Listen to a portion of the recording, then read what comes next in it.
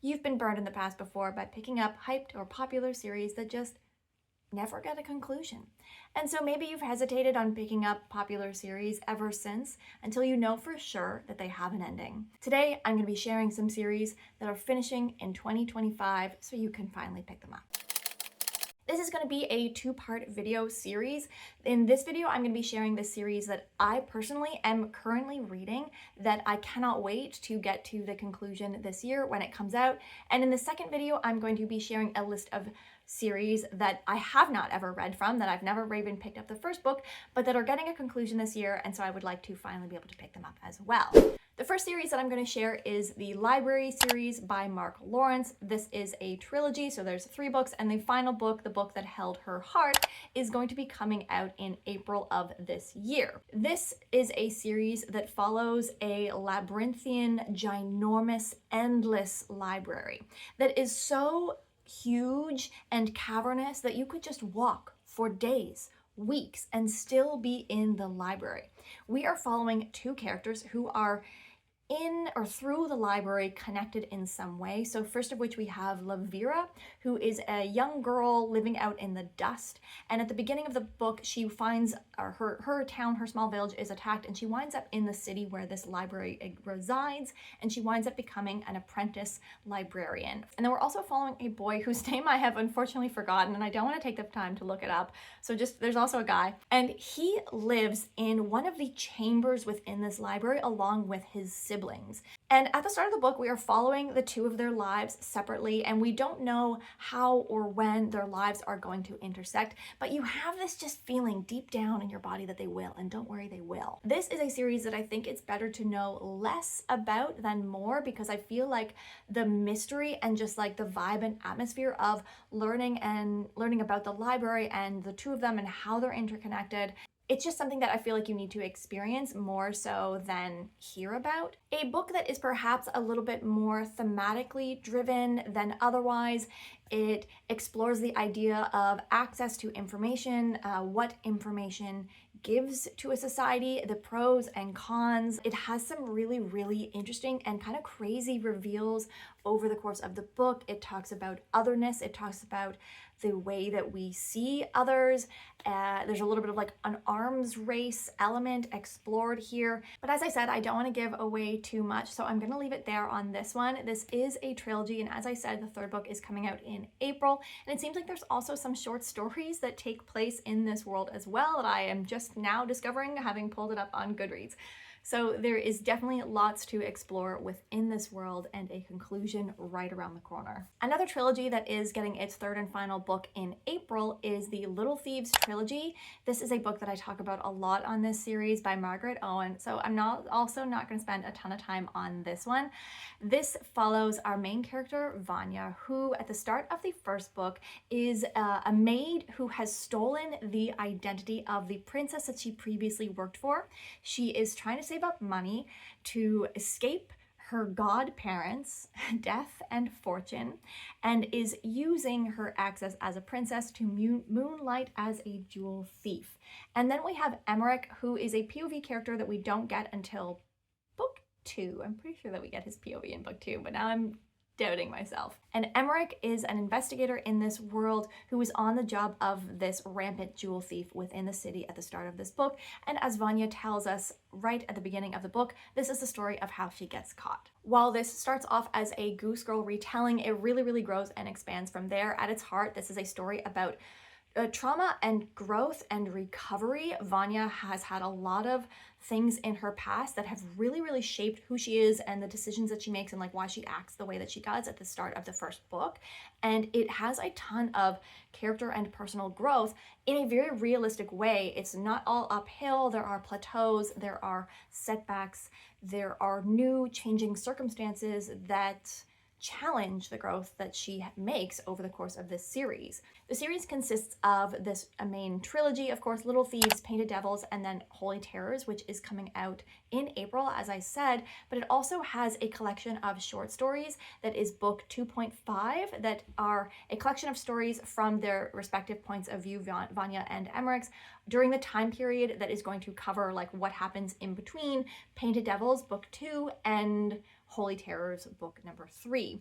I am going to be doing a recap for this series, so I'm going to be sharing a video closer to the release date of everything that happens that you need to know in the first book, the second book, as well as those short stories. So if you are also caught up in the series and waiting for that third book, stay tuned for that recap video so you don't have to necessarily reread everything that Margaret Owen has written in this world before Holy Terrors comes out. But if you haven't yet, you should pick up Little Thieves and read all the way through so that you can read Holy Terrors in April. I'm sure it's going to be an amazing and also emotionally devastating book because that's just Margaret Owen.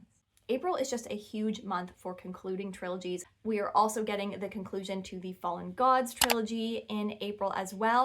This is an adult fantasy series with deliciously short books, very concise, very tight plotting in the first book. And in this series, we are following 4 characters. We're following Kissin, who is a god killer. She is tasked with helping Anara, another POV character, who is unfortunately tethered to a god, the little god of white lies, Skedagath, who is also a POV character. And the 3 of them are joined on their journey to help figure out how to separate Anara and Skedagath by Elo, who is again a POV character, and a retired knight who is on one final last mission for his king. We are set in a country where the worship of gods has been banned because the faith in and worship of gods gives them power. And this was something that was overused and abused and taken advantage of by the gods in the past. This series has an amazing and almost perfectly rolled out found family between our characters. It has really great queer rep. It has disability rep. Our main character, Kissin, is an amputee.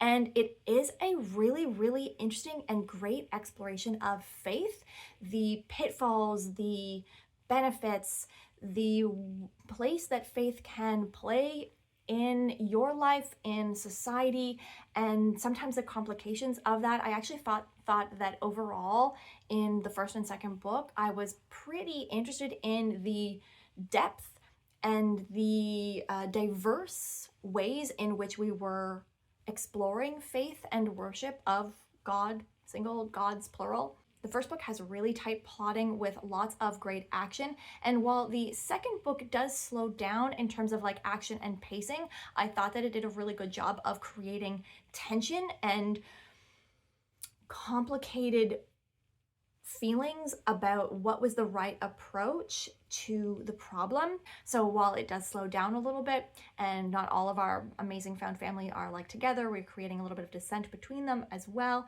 But even despite all of those things, I felt like it was a really, really great conversation. It laid a lot of groundwork and foundation that I think is going to have a really great impact in the third book, Faithbreaker, when it comes out in April. I'm really, really excited. And again, each of the books are definitely short enough that you could, no question, no issues, pick up the first book in this series and read all the way through to when Faithbreaker comes out in April.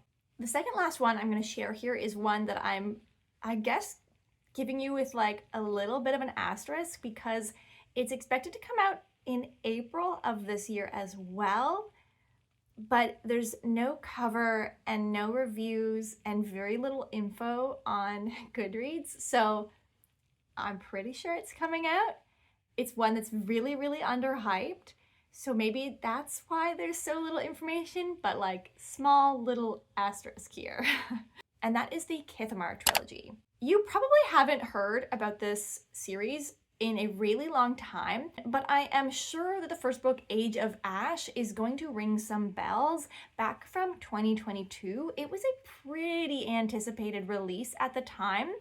But it didn't have, I think, the best reception, and that's because I think this series is going to be best read all at once. I did in fact read Age of Ash, and I'm looking forward to continuing on. I'm looking forward to getting the conclusion. But the reason why I think this book is going to be better all as one is because it is set in a single city over the span of 1 year, told from 3 different perspectives. However, not chronologically. We are reading about this one single city and year over and over and over again from different perspectives and different stories. I'll read you the tagline. Kithamar is a center of trade and wealth, an ancient city with a long, bloody history where countless thousands live and their stories unfold. This is Alice's. I'm going to read you part of the synopsis for Age of Ash and then go from there, because I think it's going to do a better job of like summarizing Alice's situation. So when her brother is murdered, a petty thief from the slums of Long Hill sets out to discover who killed him and why. But the more she discovers about him, the more she learns about herself, and the truths she finds are more dangerous than knives. Swept up in an intrigue as deep as the roots of Kithamar, where the secrets of the lowest born can sometimes topple thrones, the story Alice chooses will have the power to change everything. I think that book one had some issues in that Alice is a kind of unlikable character, and it was a little bit off-putting. She's also going through, obviously, a very tumultuous and complicated time period with her brother having passed and working through that grief. We get a couple other perspectives, though, over the course of this book that help to round out the story and give you little insights into what the other two stories are going to look like. And that I am pretty sure we cross paths. I'm certain that we cross paths with the person whose story we're following in book 2, and I have my suspicions about who we're going to be following in book 3 as well. But through Alice's like workings of like what her brother was involved with and what got him murdered, it gets her into some interesting places within the politics and the magic and the inner workings of this city, which had a really, really shocking magical element and twist to it. But again, like I think that this book had slightly lower reviews because it's not complete on its own. Even though you get Alice's complete story, the story itself, like of what you learn and are exposed to about the city and the magic here and the inner workings of the city, that's not complete. So that is where the second and third book are going to like layer on top to something that I think honestly is going to be really, really cool if it's done well. Now, I haven't read anything else from Daniel Abraham before, but I have generally heard like really positive things about this author. So I feel like he can stick the landing. I think it's just like a really interesting structure of a trilogy that is going to make it better to read all the way through in one go so that you get that single year layered deeply, one on top of the other. So again, this is the Kithamar trilogy, starts with Age of Ash, the second book, Blade of Dreams, and the third book, Judge of Worlds, is most likely coming out at the end of April this year. The very last one here, actually another trilogy, and one that is not coming out in April, but that one is coming out in February, and I think at the time that you're seeing this, it is already in fact out. You can pick it up and read all the way through, and that is the Emily Wilde trilogy, starting with Emily Wilde's Encyclopedia of Fairies.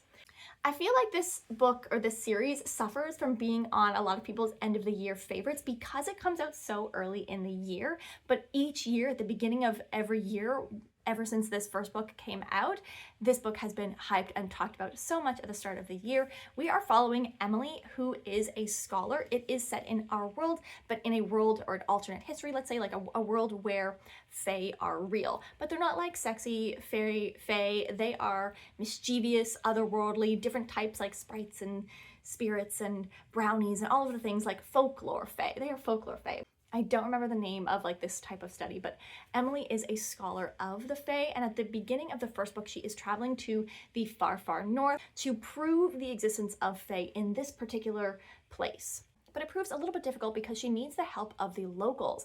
And Emily is not expressly, but is very clearly coded as being neurodivergent, and she struggles to connect and communicate with people very well. She is a lot more blunt. She comes off as very curmudgeonly, and she is frustrated that her approach does not seem to be getting her the access and the insight into the fae in this particular place. She's even further upset by the appearance of her colleague and rival, Wendell Bamblebee. And he's much better at charming the locals and getting in with them in order to help her research. This series is delightful and charming. It has cozy feelings while still having stakes and interesting story and plots. And through the course of her research in the first book and second book, we get kind of mixed into these hilarious and dangerous fae hijinks and stories where Emily has to use her problem solving and her intelligence and her knowledge of the fae to help like get out of these situations and like problem solve and find solutions. There's also a romantic subplot over the course of the series. It's not necessarily the main focus. Even though Emily always stays true to herself, we do see her learning to interact in different ways and develop other relationships, like with friends and colleagues, over the course of the trilogy as well.